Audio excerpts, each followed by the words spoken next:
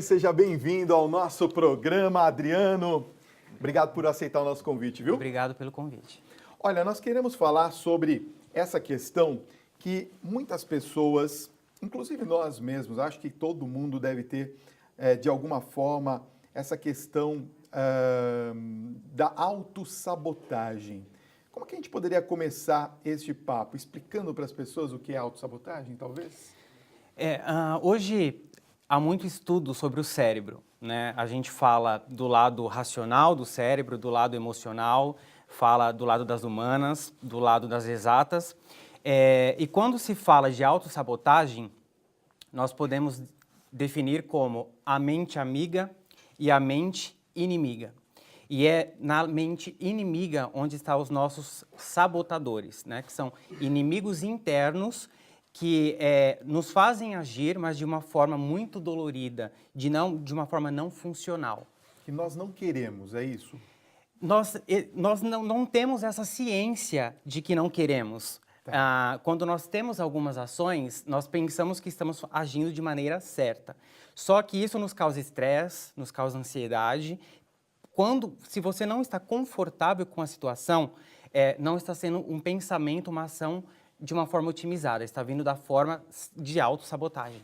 Bom, nós queremos que você participe do nosso programa 11 95033 6870. Nós estamos ao vivo nesta sexta-feira, último dia do mês de junho, e nós queremos que você nos ajude a debater, a conversar um pouquinho sobre este assunto. Vai enviando aqui a sua pergunta, está aparecendo aqui no vídeo e eu recebo aqui no nosso WhatsApp. Agora, nós vamos falar um pouquinho sobre a mentalidade produtiva. Olha, no controle dos seus sabotadores mentais. Para que você que está em casa entenda um pouquinho o que são estes sabotadores que nós estamos falando agora, acompanhe comigo essa matéria. Olha só. Toda criança tem a necessidade de se sentir independente. Essa independência o faz ser aceito pelos demais e lhe causa segurança. O tempo passa e essa mesma criança, agora um adulto, procura se autoafirmar constantemente, buscando novas conquistas e evitando algumas ações e situações. Tudo para conseguir a mesma independência, aceitação e segurança necessárias na infância. O que na infância ajudava uma criança, hoje sabota um adulto das mais diversas formas. Seja com o hábito de ser um workaholic ou com a extrema necessidade de perfeição, talvez com a mania de ser o coitadinho e incompreendido, ou até com o vício de controlar tudo e todos. O nosso cérebro não entende que o que já nos serviu para a sobrevivência quando criança, hoje não mais nos beneficia na fase adulta. Pelo contrário, nos sabota, causando estresse, dor e ansiedade. Você pode conseguir os mesmos resultados e conquistas do tempo de criança na fase adulta, porém de uma forma muito mais funcional e prazerosa. Chegou a hora de você enfraquecer os seus sabotadores mentais e ser muito mais feliz.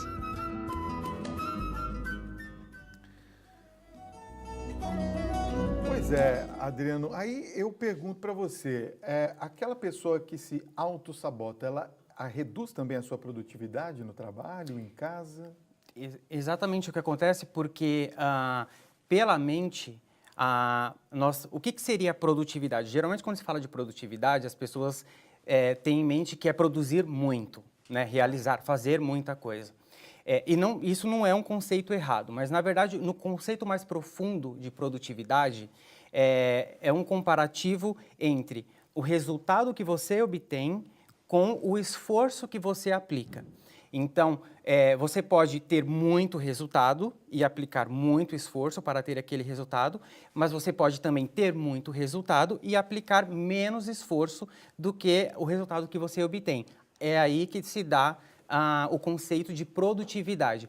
E os sabotadores, eles aparecem exatamente requerendo muito esforço da sua parte para que você tenha o resultado que você espera. Então, aí, na ligação da produtividade com os sabotadores dificultam o sentido real do que é a produtividade. Ah, entendi.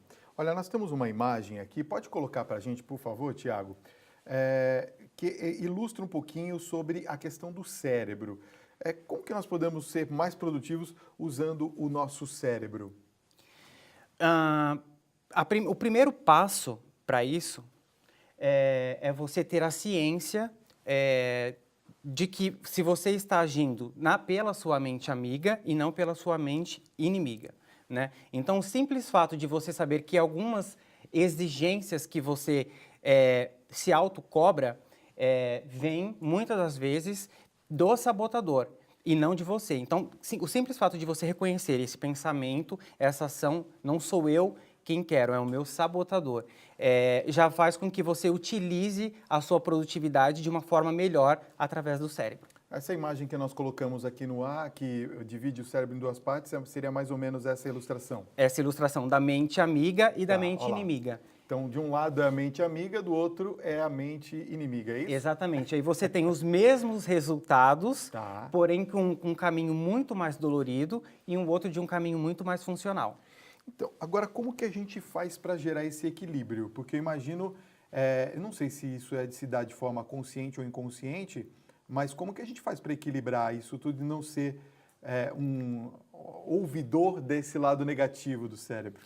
Acontece de forma inconsciente. Como até a gente mostrou no VT, a gente desenvolve isso desde a infância. Até os nossos 15 anos de idade, a gente precisa...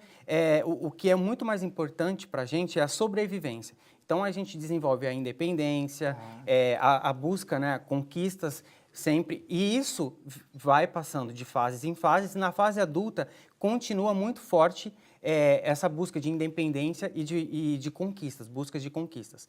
Então, só que agora se cobra de uma forma muito mais forte.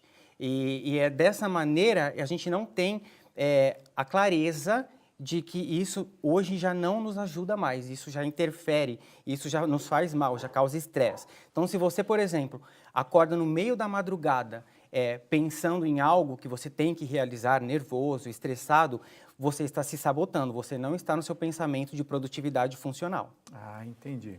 Olha, daqui a pouquinho nós vamos continuar esse papo, as pessoas já estão enviando perguntas, eu vou fazer sua pergunta aqui para o Adriano, nosso convidado. Espera um pouquinho que eu vou dar um recado, volto já. Adriano, olha, nós temos aqui muitas questões que estão chegando, mas eu queria fazer uma em especial, porque como a gente sempre fala sobre sabotadores, às vezes dá a impressão de que a pessoa é uma pessoa ruim, mas não é que a pessoa é uma pessoa ruim, a pessoa não é uma sabotadora, né, de outras, na verdade ela se autossabota em determinadas situações.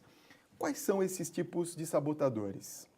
Na verdade, o que a gente vem falando aqui é sobre a mentalidade sabotadora. Né? Então, existe vários sabotadores, um deles é universal, é o que nós conhecemos como crítico, né? Mas esse sabotador crítico, ele não sobrevive sozinho na nossa mente. Então, ele tem os sabotadores cúmplices, se assim podemos dizer. Então, por exemplo, aquela pessoa que busca o perfeccionismo a todo momento é um sabotador chamado sabotador insistente. Nós temos imagens sobre isso, não é, Tiago? Coloca pra gente as imagens, por favor, enquanto o Adriano vai explicando pra gente. Olha exatamente. Lá. São esses os tipos, não é? São esses os tipos de sabotadores. Então, tem o sabotador prestativo. O sabotador prestativo é aquele que precisa a todo momento de elogios. Então, o que ele faz? Ele quer agradar a todo momento para poder receber o elogio em troca. Tá. Tem o sabotador, o hiperrealizador, que é aquele que precisa sempre estar realizando e realizando para se autoafirmar. Tem o controlador, né, que é aquele que precisa ter o controle, tem dificuldade em delegar. Tem o sabotador vítima, que é o coitadinho, para ele a vida é muito má com ele. Tem o sabotador hipervigilante, eu costumo até brincar com esse sabotador. O sabotador hipervigilante, tudo para ele é um perigo.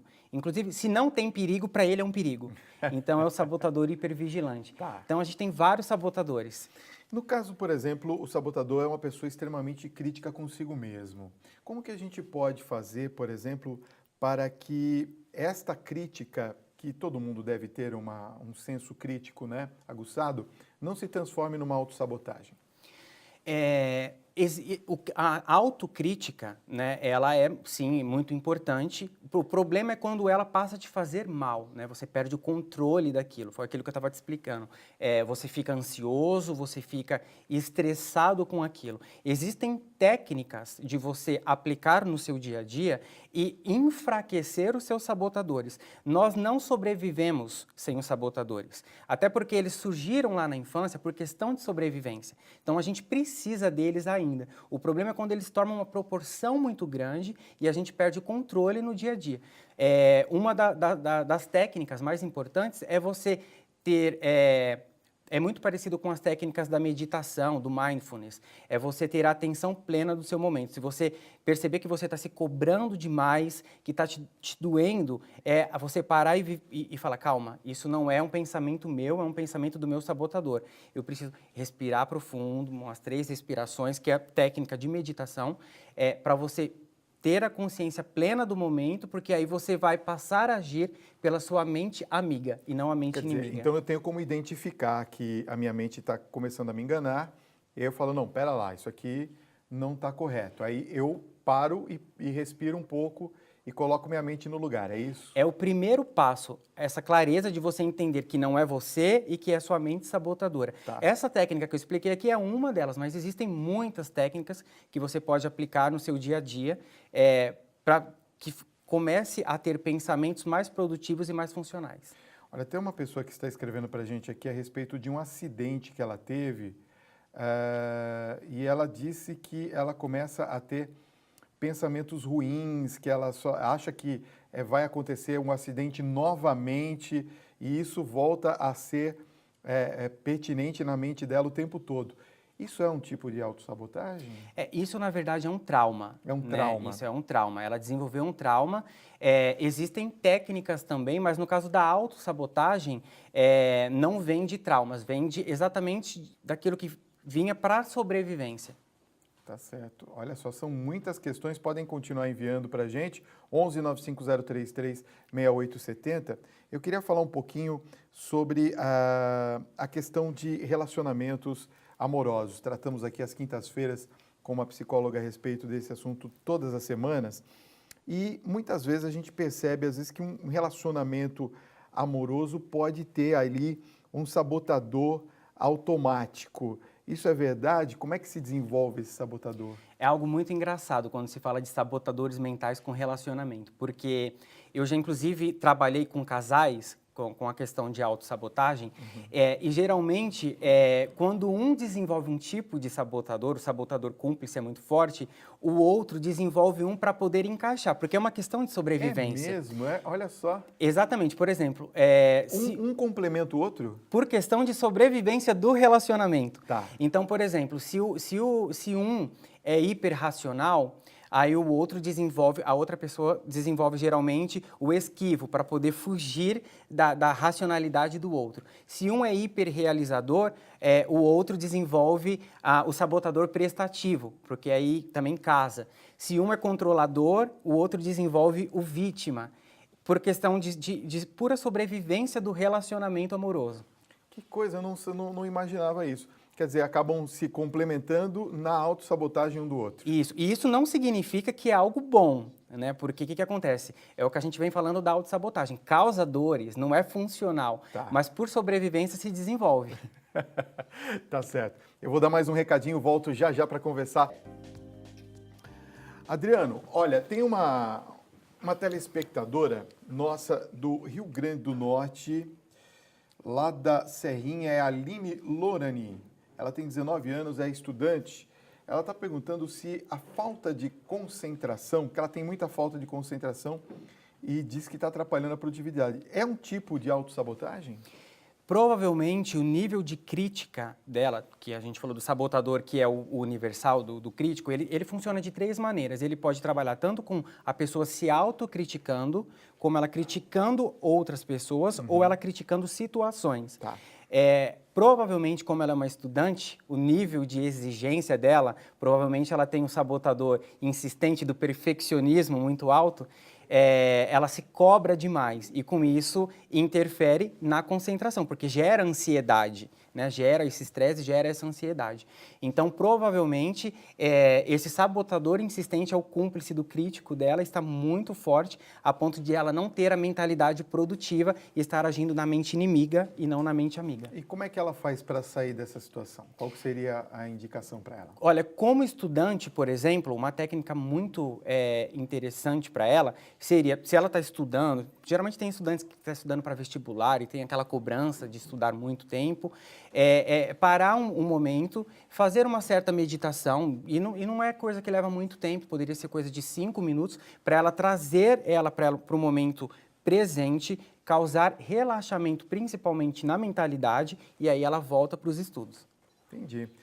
Quer dizer, a pessoa, de qualquer maneira, ela tem que se concentrar no tempo presente. Dizer, olha, traga a mente para o momento atual e aí ela começa a se concentrar melhor e deixar de lado essa questão da mente ruim.